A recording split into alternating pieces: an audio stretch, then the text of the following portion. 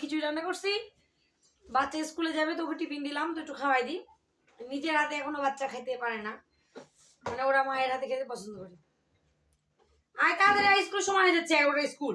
উঠে উঠে এখানে ভাই, এখানে ভাই, বিসমিল্লাহ।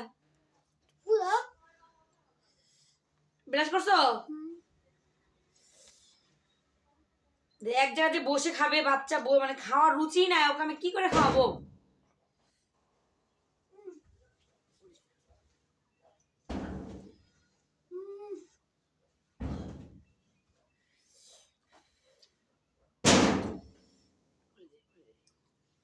আয় তাড়াতাড়ি তাড়াতাড়ি।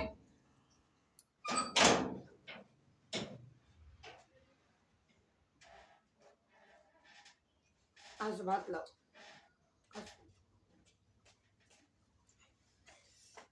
না তুমি আগে এসো না, সমস্যা নেই। এলা ভাত লাও, ভাত খাবে? ভাইয়াকে মারবে না, হ্যাঁ? খাও। দেখাই যাচ্ছে এদেরকে, মানে এখন আমার যে সমস্যা, এরা নিজের হাতে খেতেই পারে না, এদেরকে খাওয়াই দিতে হয় অল টাইম। এখানে আসো, তুমি আমার কাছে এখানে বসো, তোমাকে আমি খাওয়াই দিতে, বসো। এটা না এখানে দেখে নিবি তখন, একটু হয়ে যাও। হ্যাঁ বসো, ভাত দিব, ধর ধর ধর। তোর স্কুলে কিন্তু সময় হয়ে যাচ্ছে, তাড়াতাড়ি খা। বাজে 11টা মনে হয়, দেখ।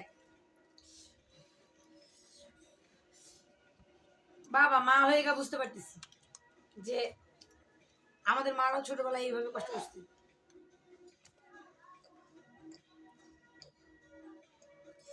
আমার ছোট বালিশটা আমি দিই, ছোট বালিশটা দিই, ঠিক আছে? ছোট বালিশ লানো দেখি।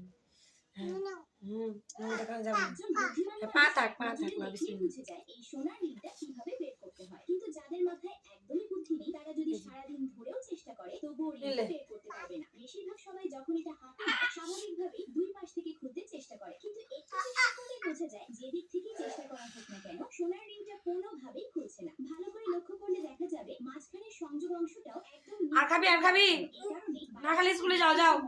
একদম নিখুঁত একটি চুলায় কি দিয়েছিস? চুলাতে আগুন ধরছে। আসলে এই পাজলে পরীক্ষা করা হয় একজন মানুষের মাথায় বুদ্ধি কতটা আছে। তাহলে এখন প্রশ্ন হলো, রিংটাকে কিভাবে বের করা সম্ভব? চলো আমি তোমাদের দেখাই। কিন্তু তার আগে বাবা মাকে কখনো অবহেলা করো না, কারণ বাবা মাই একমাত্র মানুষ যারা তোমার বিপদে সবার আগে পাশে দাঁড়ায়। তাই আজ সেই প্রিয় বাবা মায়ের জন্য ভিডিওটিতে একটা লাইক করে চ্যানেলটাকে সাবস্ক্রাইব করে দাও, আর যদি পারো তাহলে এই ইমোজিটা সেন্ড করে দাও। তো দয়া করে ভালোভাবে লক্ষ্য করুন। সবার প্রথমে আপনার বাম হাতটাকে স্থির রাখুন, ডান পাশে 90 ডিগ্রি ঘুরিয়ে নিন, তারপর ডান হাতের টুকরোটাকে সামনের দিকে ঠেলে দুটোকে সমান করে নিন। খাওয়া দাওয়ার মানে এমন অবস্থা, রিংটা খুব সহজেই বেরিয়ে এসেছে। বেশি বেশি করে খেতে হবে।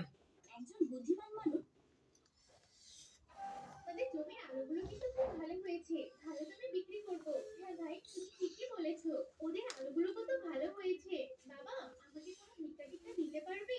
আমি তো এখনো আলুই বিক্রি করলাম না। কোনো ব্যাপার না ভাই, তুমি বাবাকে দিয়ে দাও, উনি আমাদের আশীর্বাদ দেবে। তাই বলে আমরা না খেয়ে? হ্যাঁ, বাবাকে দেওয়া মানে পুণ্যের কাজ করা, তুমি দিয়ে দাও। আচ্ছা ঠিক আছে, আপনাকে দেব, আপনি একটু নেন। এই নিন বাবা, তোমার মনটা দেখছি অনেক বড়, আমি তোমাকে একটা আশীর্বাদ করে দিচ্ছি, তোমার আর কখনো অভাব হবে না। আরে এ আমি কি দেখছি, বাবাকে লবণ হয়ে দেখি চুরিতে, বিসমিল্লাহ। পুরো আলুটাই স্বর্ণের করে দিল। যদি আমি বাবাকে কলা দিই তাহলে নিশ্চয়ই বাবা পুরো কলাটাকে স্বর্ণের করে দেবে, তাহলে তুমি কোটিপতি হয়ে যাবো। এত ভাবার কি আছে, এখনই বাবাকে দিতে হবে। বাবা বাবা একটু দাঁড়ান, আমার জমিতে কলা আছে, আপনি কলা নিয়ে যাবেন। আচ্ছা ঠিক আছে, দিতে চাইছো, চলো তাহলে। আমার কলাগুলো স্বর্ণের হয়ে যাবে, আমি তো লোভই সামলাতে পারছি না, তাড়াতাড়ি করে এক ছড়া কলা দিয়ে দিই বাবাকে, বাবা এখনই স্বর্ণের কলা করে দেবে। এই নিন বাবা আপনার কলা, আমি তোমাকে আশীর্বাদ দিচ্ছি, তুমি অনেক বড় হও। আরে কলা, আরে কলা তো স্বর্ণের হলো না, তাহলে বাবা কি আমাকে আশীর্বাদ দিল না? যারা লোভ করে তাদের কখনো ভালো হয় না। আমাদের জমির আলুগুলো কিন্তু খুব ভালো হয়েছে, তো মজা হয়েছে। আজ থেকে 7 দিন আগে আমি গ্লাসের মধ্যে পাতাগুলোকে চুবিয়ে রেখেছিলাম, আজকে যেহেতু 7 দিন কমপ্লিট, ওরে অভ্যাসটাই পাতাগুলোকে বের করে দেবো অবস্থা। খাবি?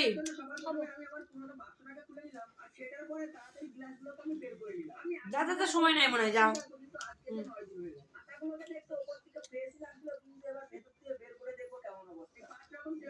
আপনি কি করতেছেন? করো না, লিখে দাও, লিখে দাও। তুমি ভালো পাখি, ওটা খেতে হয় না, রাখো। চকলেট দিব, ভাত খাও।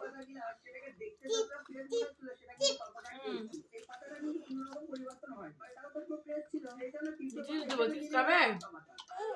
সত্যি?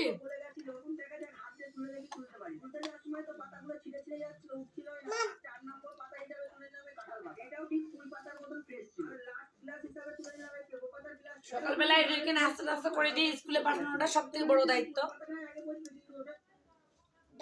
আরে বোন, তোমরা ঝগড়া করো না। বোন, তোমরা বারবার রূপ বদলিও না। তোমরা ঝগড়া না করে সুন্দর করে ঘুমাও। তোমরা ঝগড়া না করে সুন্দর করে কাঁচামরিচ খাই একটু। আরে তোমরা বারবার রূপ বদলাচ্ছ কেন? না, চলো। আরে